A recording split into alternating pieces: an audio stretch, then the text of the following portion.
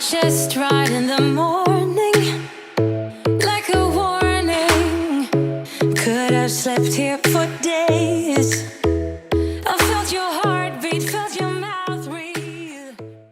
Hey everybody, it's Carrie. Today I'm going to be making a recipe video because I woke up wanting something with cabbage and Brussels sprouts. So I'm thinking I'm going to do some like planks of cabbage and Brussels sprouts with some sort of a gravy, sage, and maybe nut butter gravy. I don't know yet.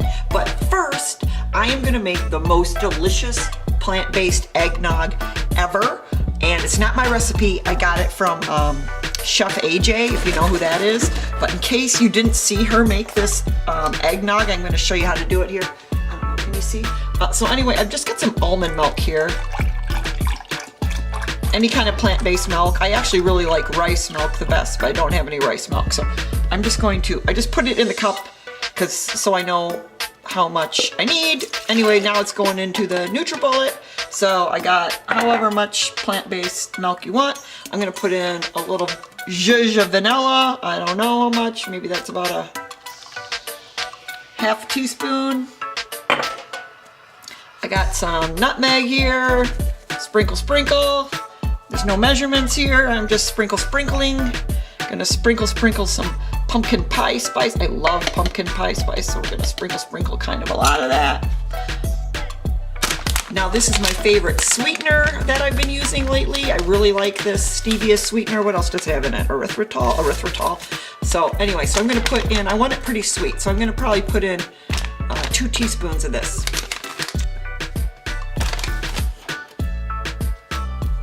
Now, the secret ingredient is sweet potato.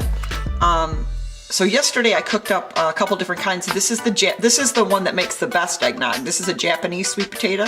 So I'm gonna take a hunk of this, or I think this is the Hannah sweet potato. You could use this too, or you could use a regular sweet potato, but this is the best one to use. So I'm gonna cut a piece of this and put it in the blender. I am gonna peel it, but basically I've got a chunk about yay big. Whoop. Now we're gonna blend that up and we're gonna have eggnog. Oh wait, one more ingredient. Okay, so one more optional ingredient. I got a little rum extract, just a little bit, just a little, whoop, judge like that, judge. All right, let's make eggnog.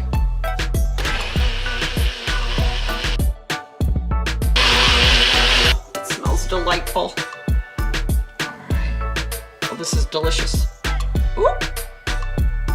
That's why I measured it in this cup. It's super cold, but it's super hot. I'm gonna warm this up. Oh, that is so good. You don't even know. That is so good. Oh.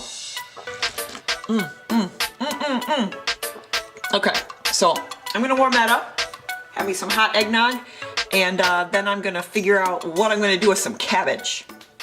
So first I'm gonna make this gravy. I guess it's gonna be like a gravy. Maybe it's just more like a sauce. And I got this idea. I don't know if it's gonna work, but I'm gonna do it anyway. Do you think I need more sage? You know what? I swear, every time I go to the store, I think I'm out of sage. What does one do with this much sage? Anyway, I'm gonna use a little today and make some gravy. Anyway, let's put this away. So I'm gonna be blending this up and then heating it. So I'm gonna start with just some water. That's easy. So I'm going with a cup and a half. Don't worry about the amounts. When I get this perfected, I'll have a recipe for it. I'm gonna be using my favorite vegan, no chicken bouillon base, and I'm gonna go with 2 teaspoons.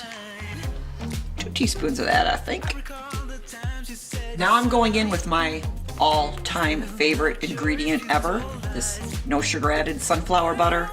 I think it's just got sunflower and salt, sunflower seeds and salt. I absolutely love this stuff. I love it sweet, I love it savory, I love it in dressings, and I'm gonna love it in some gravy, I think. Quite sure how much. I'm gonna start, let's try maybe 2 like heaping tablespoons. Now we need something to make this thick because this isn't gonna be thick. So I'm thinking rice. I've got some cooked rice. This may not work at all, I don't know. But I got some cooked white rice here, leftover. I always seem to have leftover rice. That's a 1/4 cup. Let's try 1/2 cup. I think a 1/2 cup. Oop. 1/2 cup of white rice. Now for the sage. Oh, this one ain't, oh, this one's okay. How much sage? 2 teaspoons maybe? Let's try 2 teaspoons. 1, 2.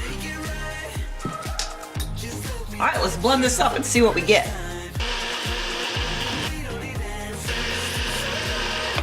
It's a little thin. Let's see what it tastes like. Oh, that's good. Let me see. What can we do? I just want to eat it. That's what I want to do. I just want to put that in a cup and drink it. But I think I'm going to go with more rice. And 1 more tablespoon. Woo! Making a mess. 1 more tablespoon of sunflower butter. Okay, that's more of a sauce consistency. I'm thinking it needs a little nooch. There's a 1/4 cup of nooch. Oh, that's nutritional yeast. I'm sure everybody knows that. Let's just grind some pepper in here. Grinding pepper, making a mess.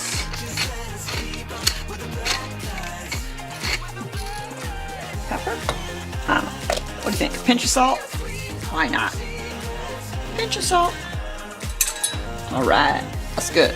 So I'm just gonna put it in this little pan. We'll heat that up, and that's gonna go over the cabbage. So I've got my Brussels sprouts cut up and just halved. Got about, I don't know, it's probably about 12 ounces of Brussels sprouts there. So now I'm going to attack this beautiful red purple cabbage. So I'm gonna try for about 1/2 inch slabs.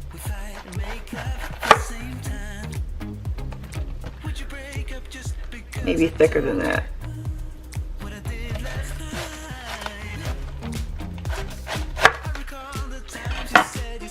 Seems about the right thickness. Let's measure it. So that's about 3/4 of an inch. 3/4 of an inch to an inch to a 1/2 inch, something like that. Let's just try to make them uniform. So I'm going to be using this pan. This pan is big. See how big it is? I can tell you how big it is. This is a big old pan. This is a 15-incher. 15-inch cast iron skillet. Because I think I'm going to serve it in this. Okay, so I am going to be using a little olive oil here. I'm gonna smear that around because I want this to be nice and brown.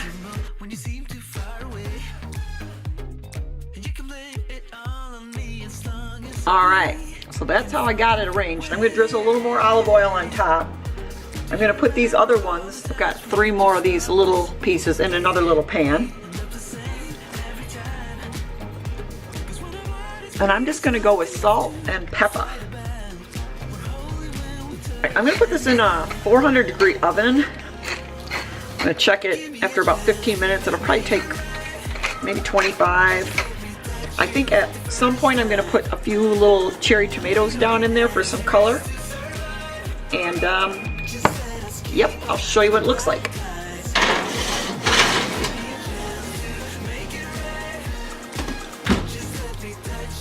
So this is after 15 minutes. I don't quite got what I want. It's not tender and it's not browned enough. So I'm going back in for 15 more minutes. Maybe 10, and then I might add the tomatoes then after 10. Okay, it's been 10 more minutes. Things are getting a little bit more roasty. I think we need 10 minutes more. And I'm also gonna, I think I'm gonna sprinkle on, got some walnuts here, probably about a third of a cup of walnuts that I'm gonna sprinkle on. And these were in the freezer, so I want them to at least get warmed up. So we're just gonna sprinkle some walnuts on here, stick it back in for 10 minutes. Then I'm gonna pop the tomatoes on top. And then we'll put the gravy on there. See how that looks. All right, let's go back in. Okay, I've added the tomatoes. We're gonna go back in for 5 more minutes. I might put it on under the broiler, I'm not sure. I'll let you know. We'll see if 5 minutes without the broiler works first. 400 degrees Fahrenheit. Okay, here we are out of the oven. I've been trying to get the Instagram shot. I've practiced, I had some little bits of Brussels sprouts out, tomatoes, some walnuts, and I'm trying to get the shot, having a little trouble because this pan is so big. I haven't drizzled any of the sauce on yet. So I took some pictures without sauce because you never know, man, I could dump this sauce on and it could ruin it. So anyway, this is what it looks like without sauce. You get some sauce on there. Alright, just want to show you that this sauce, after heating, really thickened up. So it's nice and thick now. So nice and thick sauce. I'm going to drizzle that down over the top. Okay, it's got the sauce. I think the sauce looks good on the dish, so I think I'm going to go with the sauce picture. And of course, people, if all else fails, sprinkle chili flake. Chili flake looks good on everything. So yeah, so here's the final product. I got the shot. Now I'm gonna dig in, see how this tastes.